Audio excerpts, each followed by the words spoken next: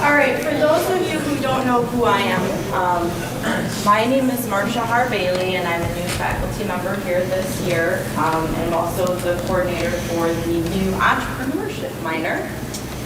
And earlier this semester, I was driving from Madison, my home in Madison, on a morning commute to Platteville, and I heard Jeffrey Powers on 105.5 talking about Google Glass, and I thought, hey, that would be really cool to have him come to UW-Platteville, so I contacted him and he said, sure. And what we're hoping, now he is not, an entrepreneur in the sense of that he's developed Google Glass or anything like that, but we're hoping is that this, he does run his own blog and does things with music, so you can talk to him about that. But we're also hoping that this demonstration and presentations will help encourage conversation about innovation and where technology is headed and how wearable, what's now known as wearable computing, can be used in different business settings or other workplace settings. Without further ado, I will introduce Jeffrey Powers.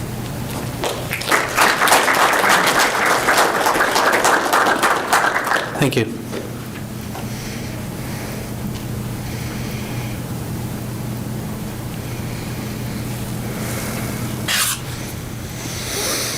How y'all doing today? Thanks for coming closer. That helps me out here. So, okay, Glass. Oh, wait, let me do that again. Okay, Glass. Take a picture. Okay, Glass. Yeah, not yet. Hold on. Okay, Glass. Get directions to Platteville. Okay, Glass. What is Google Glass? Well, what their description is, Wiki's description is, Google Glass is a wearable computer with an optical head-mounted display that's being developed by Google in the Project Glass Research and Development Project with a mission of blah, blah, blah, blah, blah, blah, blah. The real answer, it's a world of wearable technology, the turning point to personal computing, the path to our inner soul. Inner soul? What does that mean? Well, if you think about it, back in the 1950s, a computer was something that pretty much took over a room and was the last thing you would figure as personable, or personal for that matter. In the 1970s, we actually brought personal computers into our homes. And today, personal computers fit in our backpacks, they fit in our pockets, and they're worn on our bodies. It's all about perception. Have you ever looked at a picture and wondered what it really looked like back at that time that the picture was taken? When I was a kid, I saw my parents in black and white photos. Didn't see anything other than that. And with that perception, I didn't see a past in the world of color. I saw it as plain, I saw it as mundane, and I saw it as black and white. But that's far from the truth, as history tells us. Take a look back at this picture, and then take a look back at a picture probably about 10 years ago when I had hair. One is in black and white, and the other's in color. Do you see the differences? See what I'm talking about here? If you're not, that's okay. We'll get back to that. Let's talk a little bit about me for a second. Maybe. There we go. I'm a podcaster. I was an IT administrator. I started on Windows 95 help desk support back in 95. I became an IT administrator for about 15 years.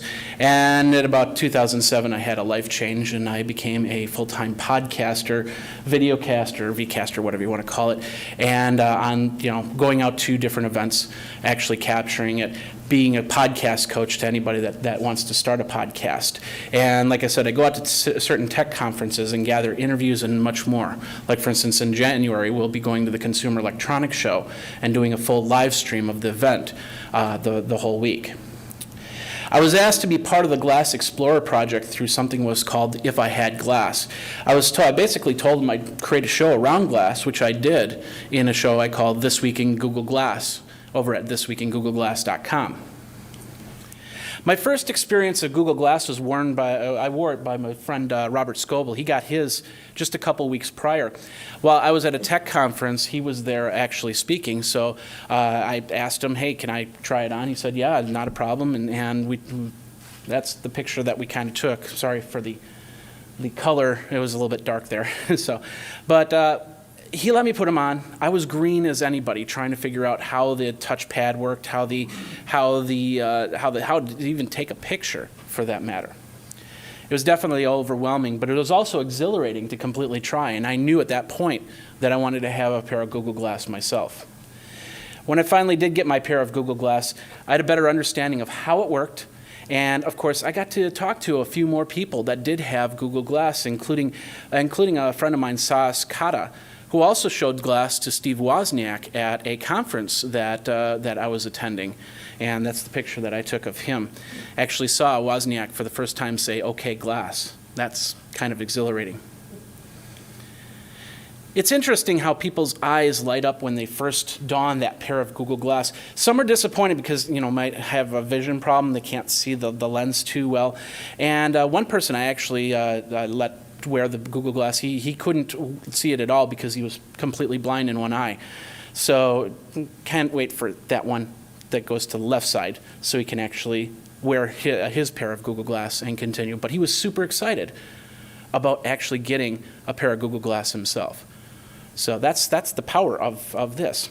Another person, I had a hard time focusing on Glass, and I've been asked do I get eye strain just like with a computer screen? Do I see that? My answer is no, but I will tell you that once I take the Google Glass off, I feel a little bit of relaxation, and like something's off my skin. No different than a pair of glasses, I would say. Now in 2009, I got to hear this man speak. His name's Dr. Michio Kaku, and he talked about where we're actually going to be in the next 50 years. He talked about contact lenses that can respond better to than this pair of glass. He talked about clothes that could alert you to the need to see your doctor, even a toilet that could tell you if you have to go get an appointment with your doctor. 4 years ago, we saw the infancy stages. 4 years later, we saw the infancy stages start to come up with watches, with glass, and much more.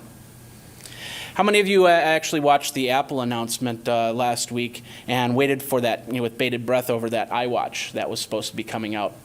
Anybody was disappointed that there was no iWatch that showed up? I believe it's because iWatch is not ready, and it's going to be more than what you think. With the new iPhone 5S coming out, with the A7 M7 processor and the iPad Air coming out, also with the A7 M7 processor, Apple might be actually focusing their ideas to health. Now imagine, if you will, you're walking down the street. You basically get an alert from your iWatch that says, hey, your heart rate's at target levels, and if you keep this up for 20 minutes, you've done your aerobic workout for the day.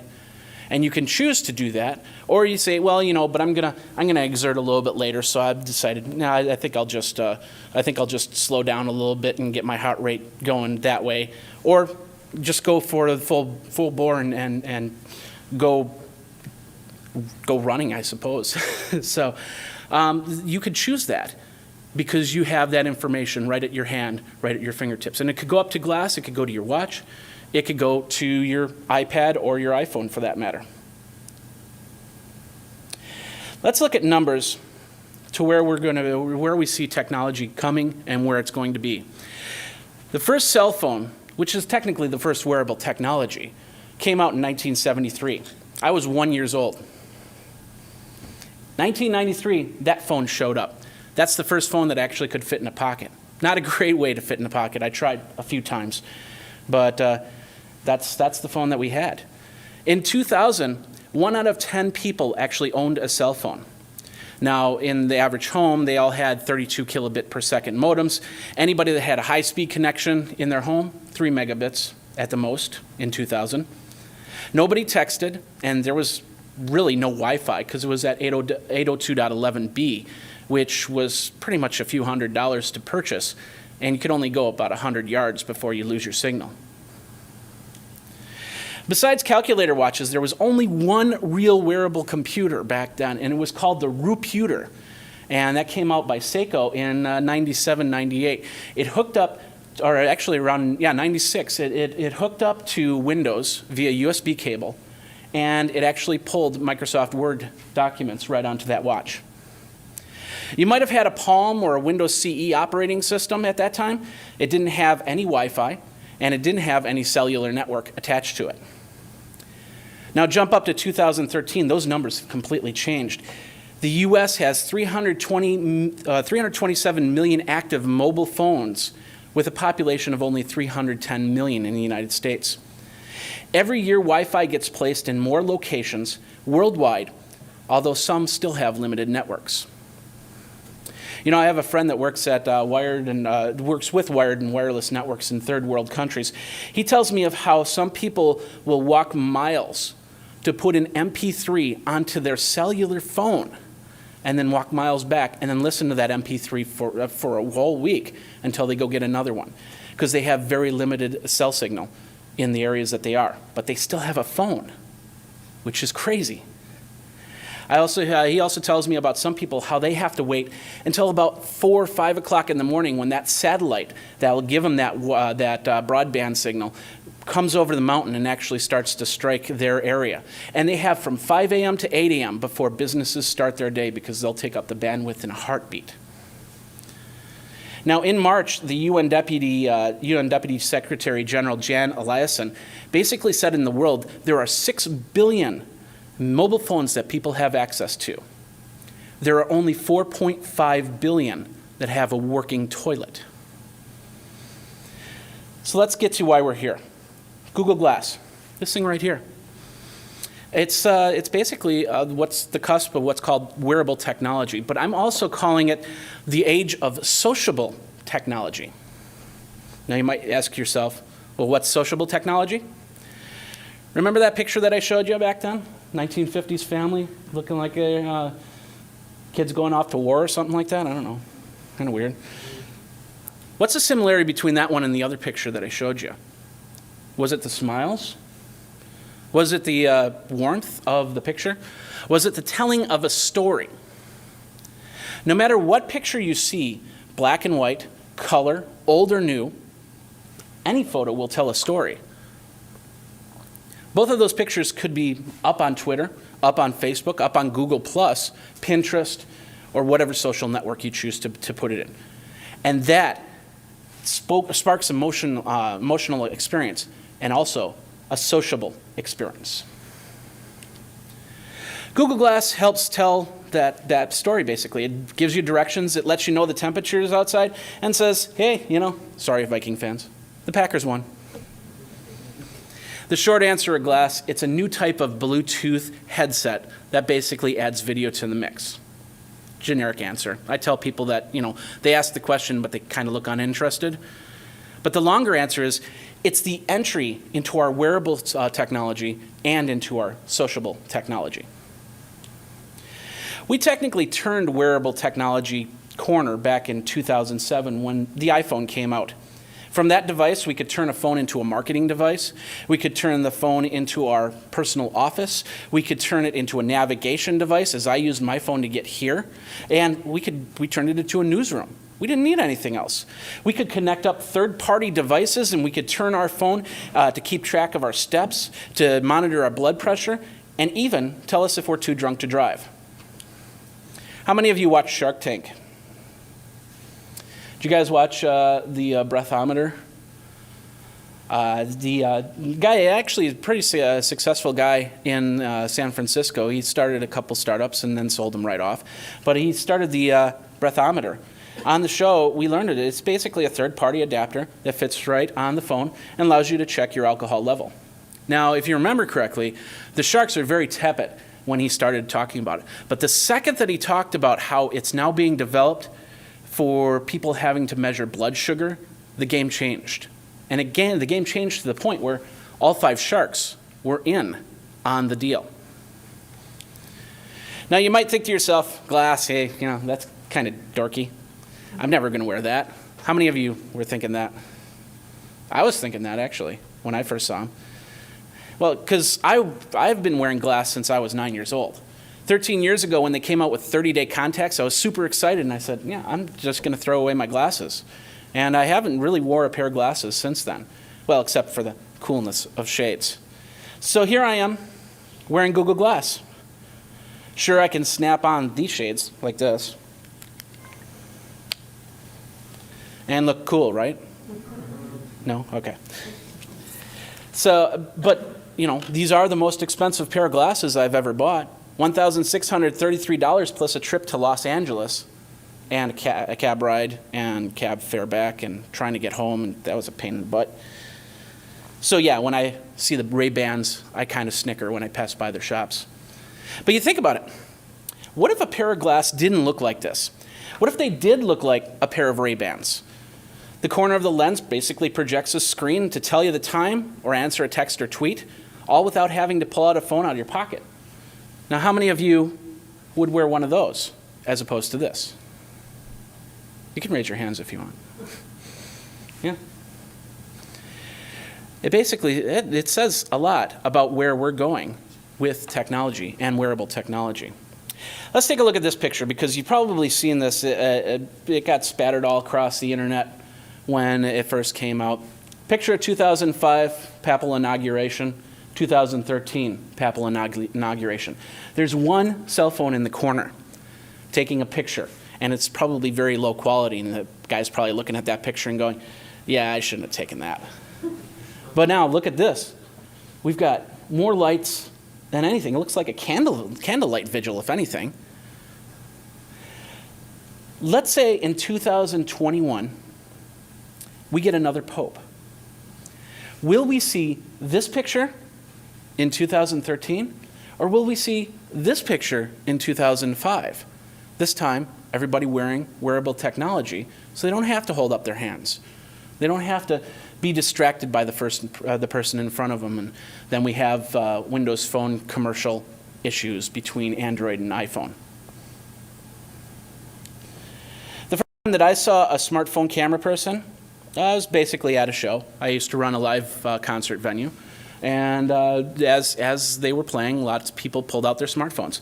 I went to see Paul McCartney, and I've seen this happen. This is Bon Jovi, which I saw at VMworld last year, and the same thing happened.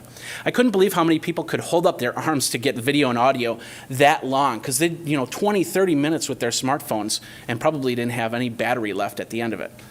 But then I thought about it. It was like, well, I could actually look all this up, and I could get a point of view from the first row, from the 8th row, all the way where I was sitting for some of these shows.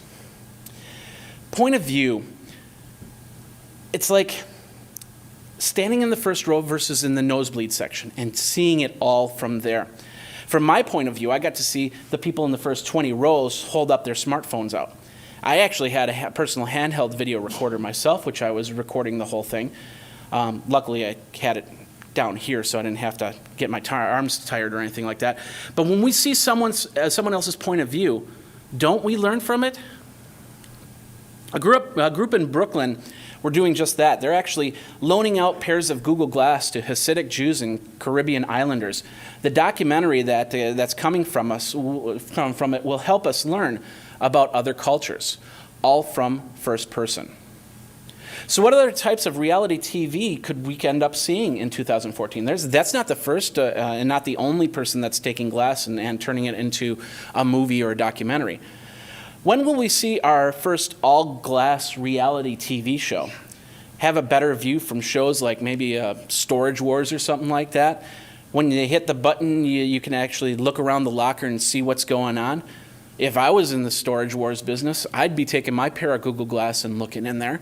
And then when I'm done, all I have to do is go back, swipe, and take a look at that video and say, ooh, I missed that, and I missed that. And I've also got commentary. Look over there. You see that? What's that light shining from there? What's that silver thing over there?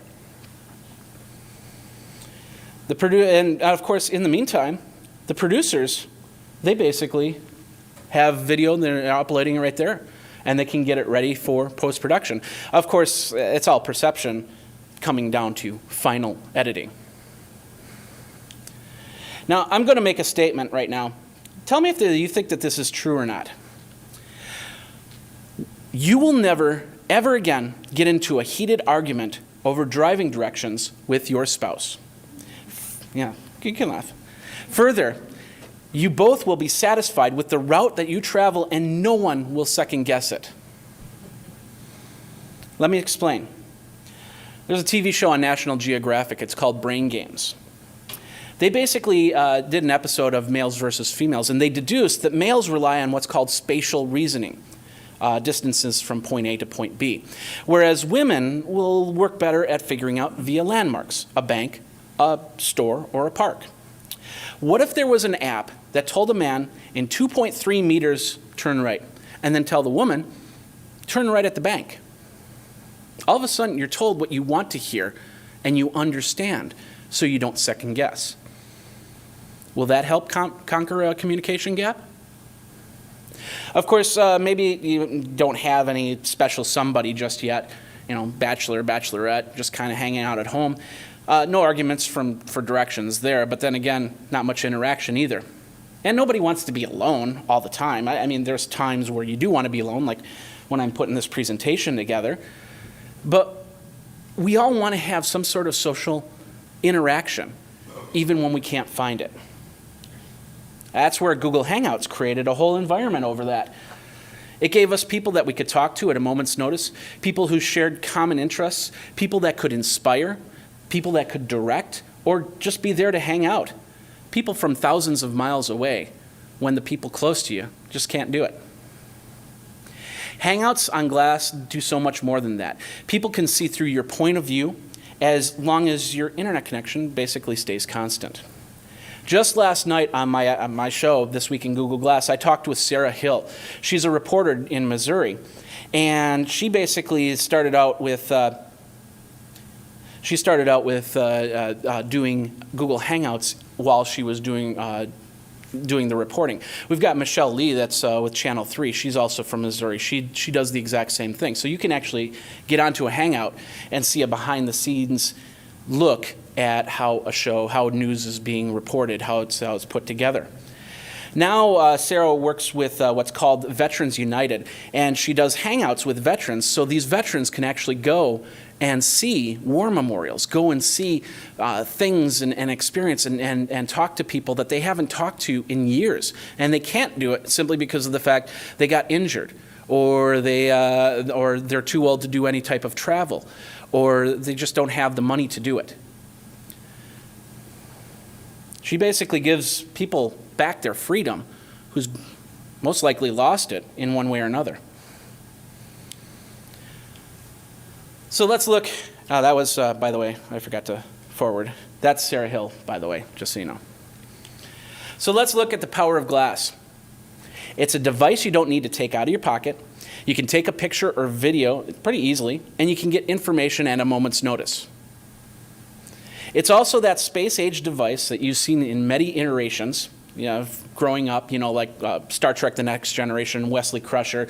They tried to force him in that seat to play that game. He wouldn't do it. Minority Report, they put on these glass-type things so they can figure out who's actually going to commit a crime. These were perceptions to an item that it wasn't created yet, but Google Glass now brought some of that to reality.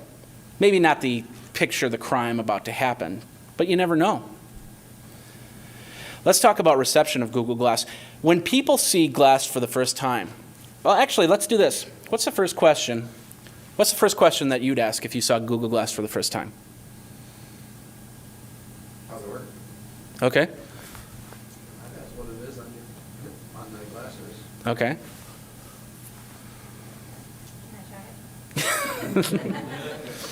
Those are some of the regular questions. The first question that I see a lot when somebody walks up to me and sees I have Google Glass and knows that it's a pair of Google Glasses, are you recording me? Yeah, the answer is no. When Google Glass is on, I'm simply looking at the screen. So, and you could tell, you probably can see it from there. You see a little light coming from the screen. That's how you know Google Glass is on. And I'm not recording you. I mean, 16 gigabytes, and the thing heats up after about 5 minutes. There's no way I'm just going to sit here and record you for 20, 30 minutes. The next question, can I try it on? That's another one. But another question is, isn't that a distraction? No, actually it's not. Because how many of you wear glasses. Have you ever gotten frames and you look at the frames with your glasses on, brand new pair of frames, and it's like, God, those frames around me, I just have a hard time doing it. But then after a couple days, it's like, yeah, no problem. That's basically the same thing. Glass lens, if it sits right above your eye and you're looking forward, you actually lose it in your perception. So therefore, it doesn't distract me. Even when I'm driving, it doesn't distract me. In fact, if it wasn't for that little beep that happens when I get messages, I wouldn't know that half the messages pass through my Google Glass. Next question. What can it do? Well, just about anything. This is a website called Kitch Me. It's a really cool app. I search through the site and basically find a good meal for me and my girlfriend, Jennifer. Jennifer's gluten-free. She's also on a sugar reduction diet right now. And so we've got to find recipes that she can eat. So I go through Kitch Me, and I find some really good recipes, and I load them up in Google Glass. I drive down to the grocery store. I call up that app, and I look at that, and I go, okay, I need this ingredient, this ingredient, this ingredient. No shopping list needed. Go and get my ingredients, come back. I call up the app again. It gives me step-by-step directions. All I have to do is swipe forward and actually see the next step in making this meal. And it saves lots of time. You don't have to write down a list. You don't have to remember where that list is. How many people have gotten a grocery list and completely forgot, even on your smartphone, completely forgot where you put it? Yeah. Now, while I'm making the meal, I find out that I've got 3 tweets, I've got 2 replies on Google+, and an email that I really have to respond to once I'm done making this meal. And, of course, the score of the Red Sox-Cardinals game. So where do we see glass excel? Is it just a novelty?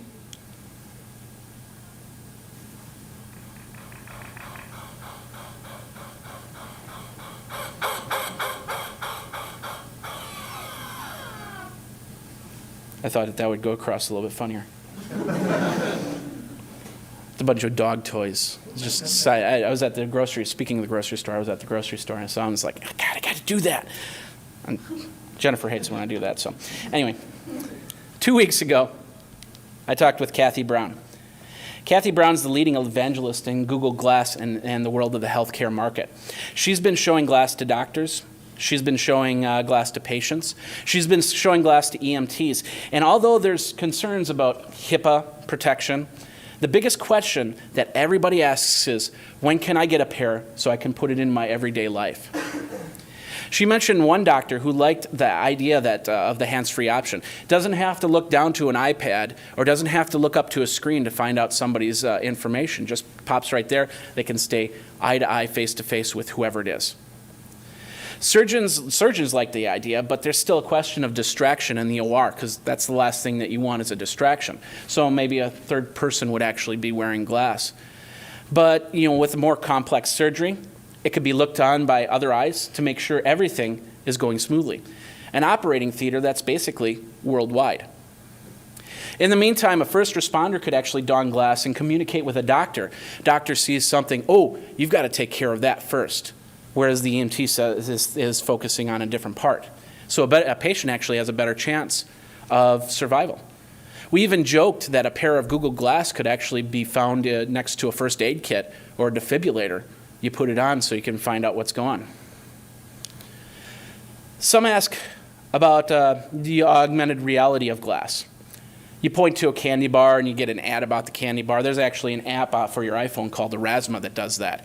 You get information about the candy bar, and then you go, well, is it also collecting information, sending it to Google or the company that makes the candy bar? Well, the answer to that is no, that doesn't happen with Google Glass. Can it happen? Yeah, but Google's basically said we're not going to get into that realm. I do have a cool app, though, that if I'm in the vicinity of a landmark, it'll actually say, hey, this landmark's only a few meters away. You might want to take a check out and go from there. I still need my phone and the phone's GPS to pull that information, though. Interaction of glass to other devices could be a very big possibility. Right now, like I said, I take the Android phone, I connect it to glass. It then becomes a mirror. I'll show you this. It then becomes a mirror to what I'm doing. So if I wanted to show you how Google Glass works, all I have to do is swipe on it, and you can see the picture I took. All the pictures that I just took of you guys while you were sitting down. I know it's harder to see farther away, but if we were up close, it'd be a lot easier. And I could also say, hey, I got 75% battery. There's the Packer score. It's 38 degrees now in Madison. Going back to that doctor scenario, he could actually use the two devices completely in tandem. So, you start on the iPad and it pushes up to Google Glass. He then can talk to you, turn around, and then go back to the iPad for more information. What about if, let's say I'm building this nice IKEA dresser, which you probably have in your room or anything like that, but I can't figure out the instructions. Maybe they're in a different language, or I didn't get instructions whatsoever. What if I actually did a Google Hangout through my Google Glass, and somebody could go online and say, hey, you have to take a screw and you put it into that bottom board and move board B to board C and blah, blah, blah, blah, blah, whatever it takes. And then all of a sudden you feel a little bit better actually putting together a dresser, an IKEA dresser or any type of dresser or device like that. Even things that don't have standard instructions, like for instance, I hack from time to time. And there's things that they don't have regular instructions online to do. I could call up somebody on Google Glass and I say, hey, I'm doing this, you've done it successfully, what do I have to do? And they can take a look at my screen and go, oh yeah, you forgot to flip that toggle or put this number in or hook this up or whatever. So basically, I can get a friend to look at my point of view and see what I'm doing and make corrections for me. Would you be more confident in giving the Heimlich maneuver if you had a second to actually swipe through instructions and on how to do it? That's another thing, especially if it only takes a couple seconds to review and saving somebody's life. Are we in fear that we don't know how to do it, or are we in fear that we can't do it because we learned it so long ago and we don't remember how it's done? With this at your fingertips, you can say, okay, Google, okay, Glass, Google how to do a Heimlich maneuver, instructions, okay, boom, I've just saved somebody's life. There are many people that are concerned about what it means privacy-wise. There are casinos that have already banned Google Glass, and there's also a question of using Google Glass while driving. Well, that's a very valid concern to not photograph or text while your focuses need to be on the road. But I can tell you one thing, I wear them all the time while I'm driving, and they don't get in my way. Even when I do take a picture, I can still focus on the road because I don't need to see the picture that I took because I just took it. Back to my friend Robert Scoble. He's been in the bathroom many a times with his Google Glass. Ultimately, you look at a wall or a door, but nobody's ever had a problem. And if they ever did, it's really simple. There, problem solved. I remember when smartphones became an issue in bathrooms, on the road, and in concerts, and of course we've got proactive measures for that since then. Unfortunately, for a concert, there's way too many phones nowadays to actually just kind of ban them from anybody's pockets or anything like that, because they need to call people. So instead, what they did was companies saw this and saw an opportunity. A company called Viclone allows you to collect. Has anybody got that app on their phone? Go out to concerts, and they can actually record the band, and then they upload it with a whole bunch of other friends' recordings, and then they can put it together, and they can make a video or a full experience from that night. And they can then put those videos out and market them, and then when they come back to town, they can see a video that was recorded right here in Platteville by this band. That's part of sociable technology, by the way. The power of Google Glass is more than just a device that sits on your head and lets you take pictures. Google hasn't given us a developer kit, so we really haven't gotten the opportunity to really play with the device, because I have two really great apps that I want to put on my Google Glass already. Can't implement them till that actually happens. Right now, between 12 and 14,000 pair of Google Glasses out in the world today, which is basically 1 in every 500,000 people worldwide, or more locally, 1 in every 30,000 people in the United States. And they just announced yesterday that they've got a new version of Google Glass, which I can actually turn this pair of Google Glass in and get a better processor.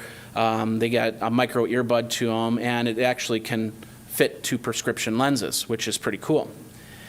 They're planning a release date in mid-2014 right now, and a price around $300 to $400, which is technically cheaper than a smartphone. You might have to, I don't know, you might just get a pair yourself, and then you can see what the power of Google Glass really is.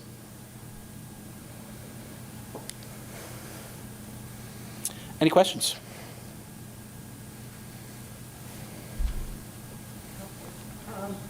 What's concern about theft? Theft. Out of luck. There are companies out there that insure any type of device. Your homeowner's insurance does. I actually had my iPhone stolen back in July, and my renter's insurance, could cover it, but there was a $500 deductible. There are other companies like Worth Avenue Group. One comes to mind. They basically insure devices. We're talking a couple dollars a month, but if something like this gets stolen, then they can reimburse you. But if you don't have any insurance, there's a lot of people that break their glass. They got to pay another $1,500 if they want to get it. By the way, this is my 5th pair of Google Glass. All four pairs basically broke because I sweated on them. That's how new this is, and the next generation, they're saying that it's not going to have stuff like that. So, but yeah, if you're really concerned about that, get that anything, your iPad, your computer, get it all insured, because something like Worth Avenue Group actually even covers when your hard drive dies. That's pretty cool. It'd be so easy to Yeah, fix them. yeah, definitely. Is everything stored on glass or is it stored on? There's 16 gigabytes inside Google Glass. About four is set up for the operating system and any type of memory needed. So you have about 12 gigabytes to put stuff in. But you're also hooking it up to either, tethering it to either your phone or hooking up to a Wi-Fi. So any chance that it gets a Wi-Fi, it instantly pushes it up to Google. And so it can kind of push it off the phone as soon as possible.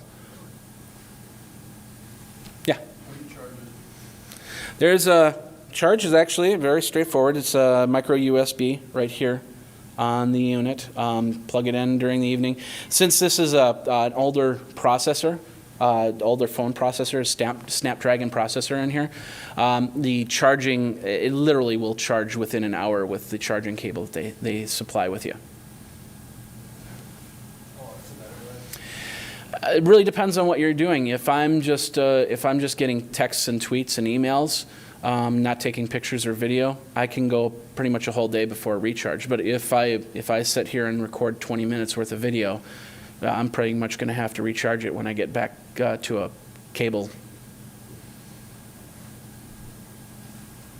They make them for left eye, that dominant people. Right now, this is the only version. The new version that they're talking about, they say that it's supposed to be for prescription lenses. So I'm guessing that there's going to be some sort of way to actually flip it over to the other side. There is a glass explorer out there, and I can't remember his name offhand. He actually took magnets and took off the glass, because literally the bow, which doesn't collapse at all, the bow is just one screw and you can take that off. And he found a way to actually attach it to his pair of glasses, and he could then wear it. But of course, when he did that, he also voided the warranty. Yeah.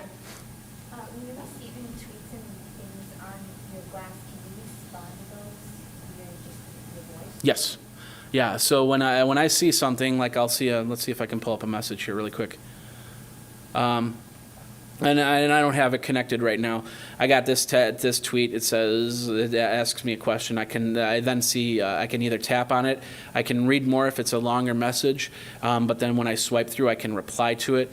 And then of course, just like if you have a Google phone, it looks exactly the same. Got that big red button, and you talk on it. But the only problem is you can't stop and then switch to the keyboard if it doesn't understand a word, so you have to start over. So that's the only big problem. But the cool thing is, with tethering to the phone, I can also use the phone as a touchpad, so I can turn that into the keyboard and actually respond that way. But if I'm doing it this way, I might as well do it this way anyway. Some people want that.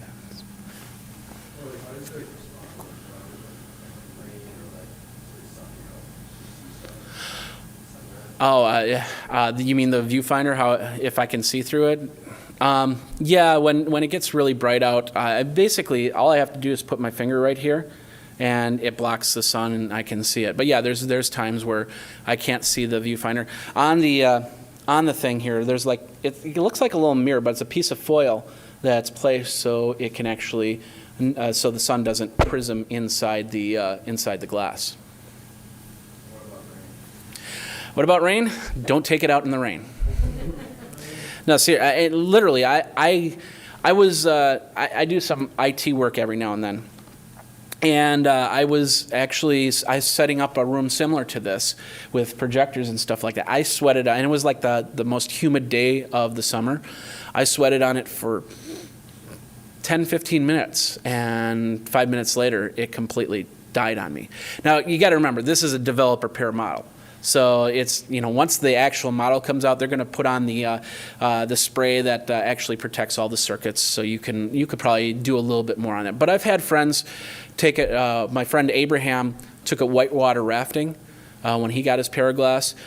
Luke, who's my co-host in This Week in Google Glass, they have a thing down in Dallas, Texas it's a moving company a party company that does neon spray paint or something like that, and they dance and they get sprayed with all these different liquids, and then they do the black lights and go from there. He wore his glass there, and he didn't have a problem with that. So. You had a question over here? Can it be operated without the sway, just by voice command? Yes. There's also a question of whether gestures are going to start coming in, because Google has a patent for gestures. So if I do like this while I'm looking at a picture, I can say that I like it. Nothing like that's happened just yet, but right now you can do voice commands on that. You like that? Well, I was just thinking certain gestures. Oh yeah, that's the if you don't like the picture. Yeah. What about connecting to Apple products? Connects to Apple products just fine. It connects to Android. Well, the big thing is right now, I connected to this Android. This is not a functioning Android phone. I use this for testing out programs on Android. So I don't have a cellular network on this, but I use this to do the demonstration because the My Glass actually touches through. I hook it up to my iPad. I can still do a lot of functionality minus the My Glass. I can even hook it up to my MacBook or my PC. And there's a way if you download the program pack to do some basic programming to it, I can actually turn this into a second screen on my MacBook Pro. It's very tiny, but I could do it. Any other questions? Yeah. All right. Can you think of any instances where Google Glass might hinder productivity? Or maybe another follow-up question would be like, where would you personally not take it or use it besides the web environment? Part of the problem is what comes into your Google Glass. I mean, if people are if you have Pinterest app turned on and everybody's sending all these pictures and you're more focused on the pictures than you are what you're doing, then that's going to be a distraction. If you can pass through the fact that somebody sent you a tweet and you don't need to look at it at that point in time, then you'll be fine. But it's literally what type of distraction you make it. It would be great for a lot of different situations. I think that airplane pilots have just embraced tablets into their charts instead of taking big bags with rolled up maps onto the plane. They just look at their tablet and they can figure out their flight plan. What if they could do it just by looking up for a second on Google Glass? That would make it a lot better. But once again, if you're more distracted, if you get more focused on this than looking at what you're doing, then it becomes a danger. So it's a little give and take on that. Like I said, the surgeon would probably be one of the big ones that I wouldn't allow to use, because if there's a split second that they miss something, they nick an artery, and then you lose a life, that can change a lot of different games.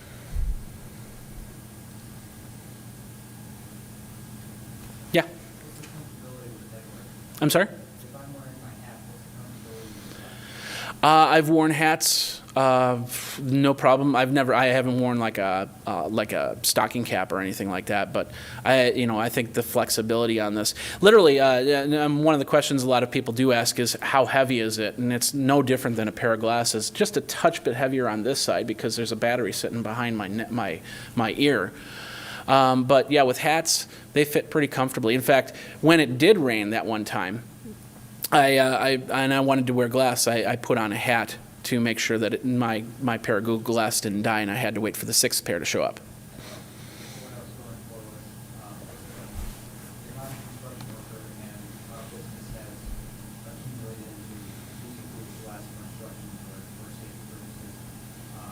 If I were to have a helmet, Mm-hmm. would that still be functional? Well, the cool thing about a construction helmet hat is it sits off your head no matter what. That's why you have that plastic inside the hat, because when something falls on top of the head, on the construction hat, because I grew up in construction, I know all about this. The idea is if a brick falls on top of the hat, there's that pressure between the plastic thing and the hat to make sure that it doesn't hit your head. So with that said, glass will fit on without a problem. And if it doesn't, then you're wearing your construction hat wrong. You should probably figure that out.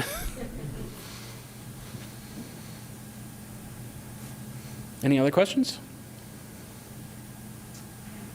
Okay. Just wondering, like, you were looking at showed us those two pictures and thinking about the differences with the inauguration. Mm-hmm. I was thinking about that, if you applied that to like a typical office, what do you see, like, maybe in like 2016, how different office, if people are using Google Glass, how the office might look different, or how people are communicating in a business environment? That's a pretty interesting question. I would guess that if you worked for Microsoft, if you worked for Apple, IBM, any of those, they would probably say leave your glass at home or in the car. In fact, Google just held a shareholders meeting, and the one line that was in their little thing that they have to sign every time that they do something like that is, you cannot wear Google Glass into this thing. Because there have been times, there have been many issues. One I remember is back 2005, there was a guy that was standing on the docks of Microsoft. He saw some Apple G5s on the dock, and he snapped a picture, and he blogged about it, and he got fired over it. Not because of the fact that there's Apple G5s and Microsoft. I mean, that's, Microsoft has to figure out how they put their stuff on Apple anyway. But more the fact that there's something that that could be something for the client that is now publicly known. I do a lot of video, and one time I went down to Houston to do video for HP in their server rooms, and I created this awesome video about how they put their servers together. And they said, well, the one thing that you want to make sure is don't get those little white pieces of paper where the client's name's on them, because that says where that computer's going, and that might cause a problem, which I made sure on that. But still, about 10 months later, I got an email from HP asking to take that video down. And it's like, it doesn't show anything. They said, it doesn't matter, we want it down anyway. So my guess is with glass, you're going to have policies written on whether you can take it in, just like if you have your cell phone or anything like that.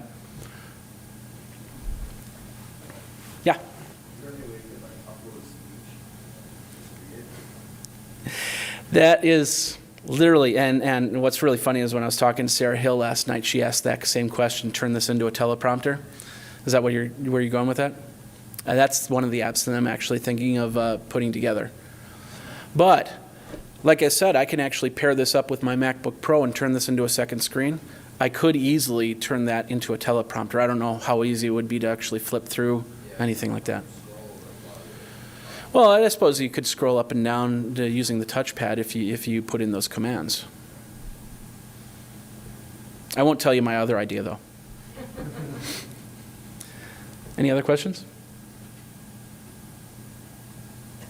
All right. Well, thank you guys very much for your time. I hope this is very informative. And if you have any questions, oh, we do have one more. I'm sorry. I think it's interesting you're here today because the front page story from local newspapers today was about parents limiting children's screen time. I don't know if you saw the story, but I'm looking at all these people who probably be parents. And how do you reconcile that, when your wires 24/7 to the pediatric association saying you shouldn't let children be on the screen? Well, I'm going to preface this by saying I'm not a parent, nor do I plan to be a parent. I will say that it's literally all about talking with your children and giving them the understanding of what it is. Because I'm a horrible example. I mean, I'm on a screen 18 hours in a day. Whether I'm recording a show or I'm post-producing a show or I'm blogging about something else or I'm on Facebook and finding out what the cool fashions are for this year. I'm not away from a screen at all during the day except when I drive. And technically I have a screen sitting right above my eye when I drive. So it's literally talking about, where the screen addiction ends and what you need to do at that point. All right. Well, once again, thank you guys very much. If you have any questions, my Twitter handle is Geekazine. Think magazine, put in a geek. That's where you can get me from there. And then, of course, if you have any further questions, just ask your guys here, and then they'll get it to me.